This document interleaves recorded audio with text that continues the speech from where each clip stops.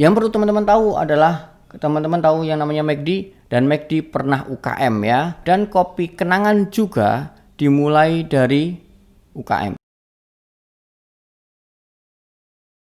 Assalamualaikum warahmatullahi wabarakatuh. Ketemu lagi dengan saya Dodi Zulkifli. Pada video kali ini saya akan ngebahas tentang perkopian.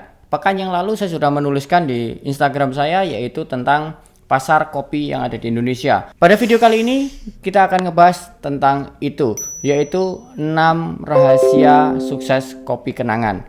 Oke, kita mulai dulu dari fakta-faktanya. Ada 5 fakta tentang kopi kenangan. Yang pertama, bahwa cabangnya sudah sampai 240 cabang. Wah, itu luar biasa sekali ya, banyak banget tuh. 240 cabang, usianya sekitar 2 tahun ya, hampir 3 tahun. Nah, fakta yang kedua, berdiri tahun 2017. Artinya kalau tahun ini tahun 2020, hampir 3 tahun. Fakta yang ketiga adalah omsetnya 50 M per tahun. Artinya kira-kira 4 M lah sebulan.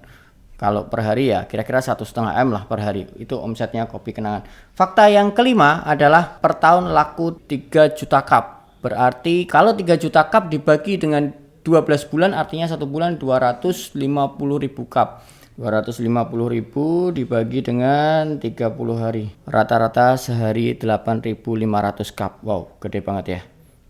Fakta yang kelima adalah kopi kenangan merupakan startup yang sudah profitable semenjak tahun pertama. Ini saya dapatkan informasinya dari berbagai macam sumber dan mengatakan bahwa di tahun pertama dan tahun kedua kopi kenangan sudah profitable. Tidak seperti startup yang lain yang masih merugi di 5 tahun pertamanya.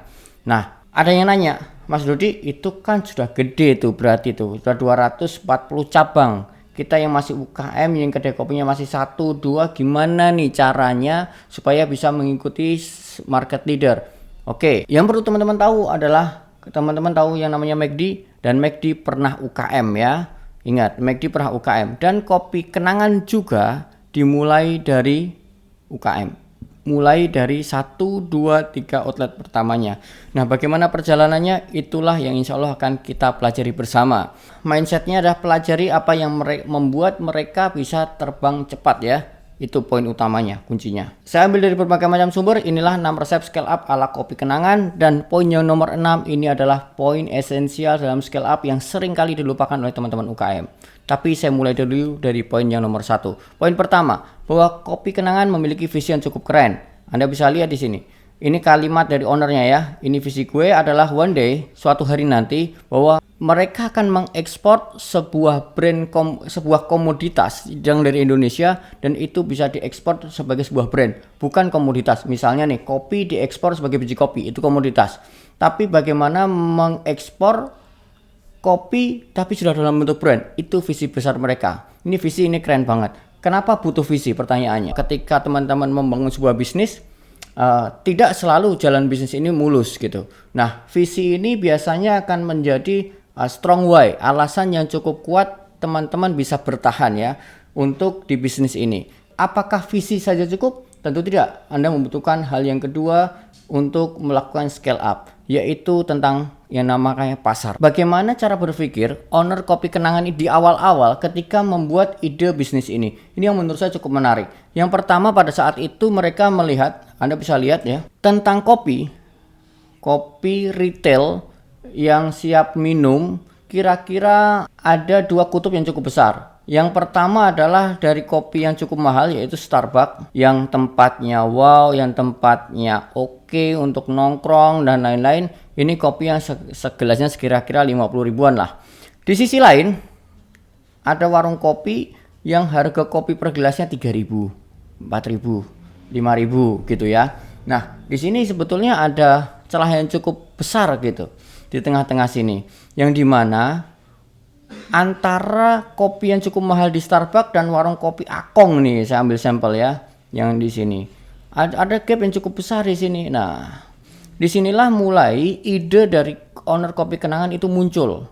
Gimana menciptakan sebuah retail kopi yang menjembatani antara 2 gap ini. Maka muncullah kopi kenangan, berada di tengah-tengah. Yang dimana kalau Starbucks itu grab and stay, artinya konsumen membeli kemudian duduk, tinggal di situ cukup lama, nongkrong dan lain-lain. Dan kemudian ide dari kopi kenangan adalah yang disebut saat ini disebut dengan grab and go. Artinya beli kemudian pulang. ataupun kalau misalnya mau duduk sebentar, bukan berlama-lama seperti Starbucks. Makanya ini membuat sebuah kategori baru, yaitu market kategori grab and go. Ada outlet minuman yang sifatnya grab and go, yang beli langsung pulang gitu. Apalagi di industri kopi yang belum pernah ada sebelumnya. Dan ini membuat industri kopi menjadi tumbuh cukup besar tahun ini dikarenakan adanya market kategori ini, yaitu grab and go. Dengan mereka membuat subkategori grab and go ini, mereka tidak secara langsung berkompetisi dengan brand-brand besar. Dan dengan adanya grab and go ini cukup efisien dalam pengembangan outlet, yaitu mereka membutuhkan kira-kira hanya 12 meter persegi per outlet. Nah, dari situ kesimpulannya poin nomor 2 adalah pentingnya memulai bisnis dan brand itu dimulai dari mengidentifikasi masalah-masalah yang terjadi di pasar. Bukan membuat saya ingin membuat produk yang ini dulu, tapi mindsetnya dibalik diputar apa nih yang dibutuhkan oleh pasar. Seperti yang Anda bisa lihat di Nemawe Canvas, kenapa di sini konsumen saya taruh diletakkan di awal ya, pada bagian ini. Kenapa ini diletakkan di bagian awal? Ya karena saya berpikir bahwa segala macam hal, menentukan market kategori, segmentasi, menentukan unique value proposition, menentukan positioning, bahkan menentukan produk itu sendiri adalah berdasarkan dengan customer insight. Kita tidak bisa melupakan customer. Kira-kira begitu cara berpikirnya. Nah, gimana kalau Anda mau belajar Nemawe Canvas ini? Ikuti di The Brand Masterclass, Instagramnya Anda join di situ. Insya Allah banyak informasi workshop-workshop saya. Baik. Nah, yang sering kali teman-teman UKM lakukan adalah mereka mulainya dari produknya terlebih dahulu. Dan ketika mereka ditanya apa sih perbedaan produkmu dengan produk brand yang lain, mereka sering kali yang diutak-atik atau yang sering kali diubah adalah fitur produk itu sendiri. Dibuat lebih besar kah, dibuat lebih kecil kah, dibuat lebih manis kah, dibuat warna yang berbeda, atau apapun itu. Kadang-kadang yang fitur itu diubah belum tentu valuable buat si konsumen. Kalau konsumen nggak butuh fiturnya, buat apa? Contoh ya kopi kenangan ini, sebetulnya contoh yang menarik sekali. Bahwa mereka menghilangkan fitur-fitur yang tidak dibutuhkan oleh konsumen, yaitu tempatnya. Namun mereka tetap bisa eksis kok. Kenapa? Karena value ini ya.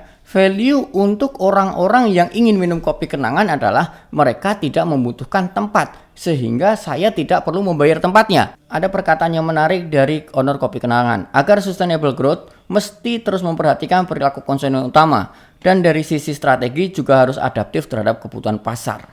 Apa artinya? Kita bukan hanya membutuhkan yang namanya sales growth, artinya bertumbuh penjualannya sekejap gitu. Yang kita butuhkan sustainable, jangka panjang. Nah, agar bisa sustainable, yang perlu diperhatikan adalah brand ini harus tetap menjaga relevansinya dengan kebutuhan pasar. Poin yang ketiga yang menurut saya cukup oke, cara mereka memilih nama. Nama mereka yang unik, yaitu kopi kenangan itu ya. Mudah dilafalkan, mudah diingat. Yang keempat, salah satu poin kunci dan esensial adalah poin yang keempat, yaitu menemukan yang disebut dengan fantastic market. Apa sih fantastic market? Saya ceritakan dulu kisahnya tentang kopi kenangan, bagaimana mereka membuka outletnya dari outlet pertama, kedua, dan ketiga. Mereka membuka outlet pertama ada di Menara Standard, yaitu Standard Chartered, yaitu menyasar konsumen penghuni perkantoran, orang-orang yang ada di kantor situ. Nah, pada waktu mendirikan di Standard ini, si ownernya sempat ditanya, kamu kalau mendirikan di situ tuh, kan di situ sudah ada brand cafe internasional. Terus kamu mau bersaing sama mereka? Mereka tetap yakin bahwa mereka melayani pasar yang sebetulnya membutuhkan hanya kopinya, tidak membutuhkan tempatnya. Divalidasi dengan cara apa? Dengan cara membuka outlet pertamanya di tower tersebut dan boom, alhamdulillah laris di situ. Kemudian tervalidasi bahwa marketnya memang ada, yaitu kopi yang value for money, yaitu kopi dengan kualitas oke, tapi harganya di bawah rata-rata. Setelah mereka sukses di cabang pertamanya, mereka membuka cabang kedua. Nah, di cabang kedua mereka mencoba market yang berbeda, ya. Kemudian mereka membuka cabang keduanya, yaitu di Jalan Sudirman di depan Mayapada Tower. Artinya mereka bukan hanya mensegmen orang-orang yang tinggal di sebuah building tertentu, tapi termasuk orang-orang yang lalu lalang di depannya. Siapa yang mereka target? Yang mereka target adalah karyawan yang di sekitaran lokasi-lokasi itu. Dan ternyata setelah dicoba berhasil juga.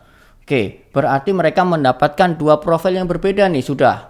Kemudian mereka mencoba profil yang ketiga. Mereka membuka cabang di dalam mall kota Casablanca. Sebetulnya berbeda nih. Yang pertama sama yang kedua nih pekerja semuanya, tapi lokasinya berbeda. Yang ketiga, mereka mencobanya di dalam mall, yaitu di kota Casablanca. Dan setelah dicoba ternyata memang juga berhasil di Kokas, dan mereka mendapatkan 3 pola yang berbeda, yaitu orang-orang yang bekerja dan orang-orang yang di dalam mall. Nah, setelah mereka tahu marketnya, bahwa 3 market ini tervalidasi dan oke semua penjualannya, barulah mereka melakukan ekspansi. Pada prinsipnya adalah yang saya sebut dengan tes dan ukur. Tes dan ukur di ketiga market yang berbeda yang mereka lakukan, itulah yang disebut dengan fantastic market. Kalau kata anak-anak e-commerce itu adalah split test, melakukan campaign A, campaign B, campaign B, split test. Mana nih yang paling oke? Mereka menemukan yang namanya winning market. Nah, ini yang saya sebut dengan fantastic market. Setelah ketemu polanya, barulah Anda punya modal awal untuk menemukan fantastic market. Apakah kalau fantastic market ketemu ini kemudian langsung bisa scale up? Belum. Anda butuh yang poinnya nomor 6, yang paling penting. Oke, yang kelima, yaitu tentang produk berkualitas. Produk berkualitas seperti apa sih yang dimiliki oleh Kopi Kenangan? Bahwa wah, yang namanya kopi ya sudah gitu-gitu aja, di antara satu dengan yang lain itu sama aja gitu. Nah, kira-kira apa treatment khusus dari owner Kopi Kenangan tentang produknya ini? Dan ini menurut saya cukup keren apa yang dilakukan oleh Kopi Kenangan. Kopi Kenangan memang punya komitmen bahwa mereka, ini ownernya mengatakan bahwa Kopi Kenangan ingin bisa menghadirkan citra rasa kopi terbaik. Nah, kalau ini sih kita ngedengar ya itu biasa aja gitu ya. Ini ya siapa saja kayaknya juga punya komitmen yang sama. Tapi action yang dilakukan untuk bisa menciptakan atau bisa untuk mewujudkan mimpi ini, bisa mewujudkan goal ini yang menurut saya cukup keren menurut saya ya. Apa yang mereka lakukan? Yang pertama, mereka invest mesin kopi yang harganya 300 jutaan. Mereka mau invest sesuatu yang sangat mahal harganya, sangat tinggi harganya demi mewujudkan visinya. Yang kedua yang mereka lakukan adalah dari sisi mereka menggunakan blender yang harganya 20 jutaan loh. Yang itu kira-kira katanya nih blender yang harganya 20 juta sekelas dengan blendernya Starbucks. Yang ketiga yang tidak kalah pentingnya adalah bahan utamanya selain kopi yang diambil dari bahan lokal Indonesia. Yang kedua bahan bakunya adalah susu. Saya cari data juga, ketemulah bahwa mereka mengatakan kita pakai susu Greenfield, yang dimana susu Greenfield ini sama dengan yang digunakan Starbucks. Mungkin kita bisa aja pakai merek biasa, tapi kita nggak mau karena ingin menjaga kualitas. Apakah ketika saya sudah punya pasar, ketemu fantastic marketnya, kualitas produknya oke, dan punya modal, dapat investor sekian 500-an M, mereka dapat investor, kemudian apakah langsung bisa auto scale up? Belum tentu. Artinya apa? Pasarnya ada, peluangnya ada, produk berkualitas ada, kemudian modal juga ada. Ternyata itu aja nggak cukup. Benar, ketiga-tiganya adalah sumber daya yang bisa kita gunakan, peluang yang bisa kita ambil, tetapi masih butuh yang keenam, dan ini yang paling sering teman-teman lupakan. Bahkan ini yang menurut saya paling esensial.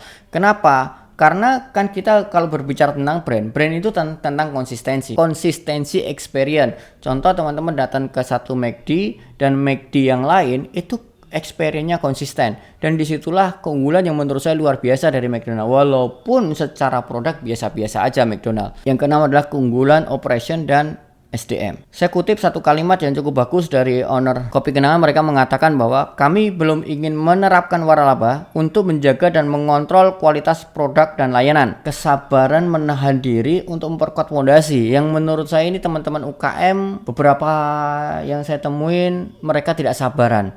Ketika mereka, wah ini kok rame ya, baru buka, baru punya satu cabang rame, kemudian langsung di-franchise-kan. Padahal secara sistem, secara SDM belum siap. Sehingga pengalaman di satu outlet dan pengalaman yang lain itu cukup berbeda. Ini ada satu outlet yang pelayanannya oke, yang satu outlet pelayanan nggak oke. Experience konsumen itu mulai dari mencari, membeli, menikmati produk itu sampai setelah selesai digunakan, itu semuanya customer experience, dan konsumen menilai itu semua. Dan ini bagian dari sebuah brand. Kesabaran, kadang-kadang teman kami yang kurang adalah kesabaran untuk menahan diri ini. Bahwa kuatkan dulu pondasinya, karena untuk scale up, untuk tumbuh ke atas, tumbuh besar, seperti analogi kalau pohon gitu ya.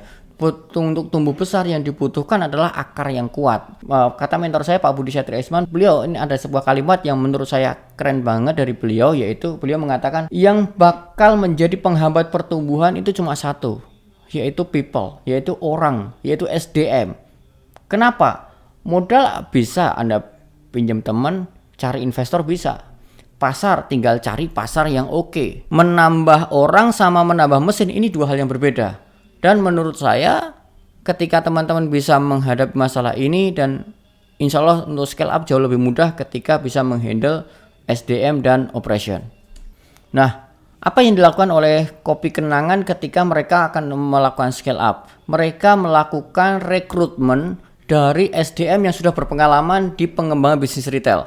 Dan ini poin utama dan poin penting. Kalau teman-teman mau scale up, maka benahi dulu SDM-nya. Oke, jadi saya ulang kembali, saya resume kembali apa yang sudah saya sampaikan pada video kali ini. Yang pertama, butuh visi keren. Yang kedua adalah ide bisnis yang datang dari pasar. Yang ketiga adalah nama yang unik. Yang keempat adalah temukanlah fantastic market. Yang kelima adalah punya produk yang berkualitas. Dan yang keenam adalah hal yang paling esensial, yaitu keunggulan operation dan SDM. Demikian video kali ini, semoga bermanfaat. Jangan lupa subscribe dan bunyikan loncengnya untuk dapatkan video-video update berikutnya. Assalamualaikum warahmatullahi wabarakatuh.